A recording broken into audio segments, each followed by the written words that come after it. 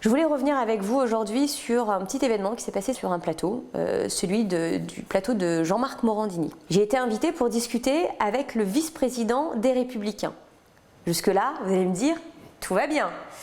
Eh bien non, tout va pas bien du tout, parce que je me suis retrouvée en fait face, même pas au porte-parole d'Éric Zemmour, mais à celui qui voulait surpasser, dépasser, excusez-moi, mais le maître. Pourquoi ? Je vous laisse écouter ce qu'il a dit. Ce qu'on voit aujourd'hui dans certains quartiers, et je vais employer un mot qui va forcément faire réagir autour de cette table, moi je sens une espèce d'épuration ethnique, c'est-à-dire que vous avez une partie de la... Mais je vais jusqu'au bout, je vais jusqu'au bout, et je peux même donner des exemples très précis, parce que c'est pas simplement un sentiment, c'est aussi une réalité, c'est-à-dire que vous avez des personnes d'origine étrangère qui chassent petit à petit ce qu'on appelle en démographie des natifs, c'est-à-dire des gens qui sont originaires du pays, pour faire la place. Donc vous avez bien entendu, il parle très clairement et très distinctement d'épuration ethnique qui aurait lieu sur notre territoire. Là, il s'agit pour lui de venir nous parler et de poser un diagnostic sur le sujet de l'immigration.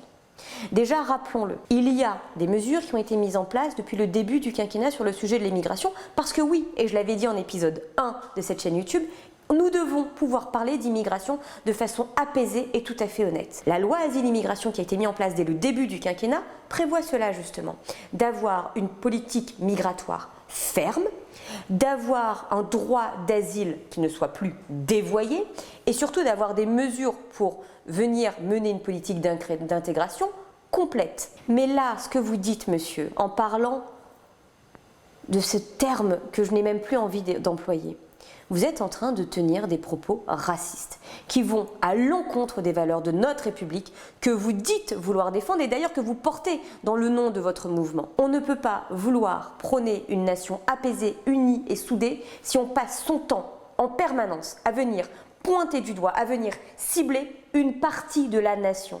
Je tiens à vous le rappeler, les Français de confession musulmane sont, comme vous et moi, des citoyens de plein droit en France, que cela vous plaise ou non.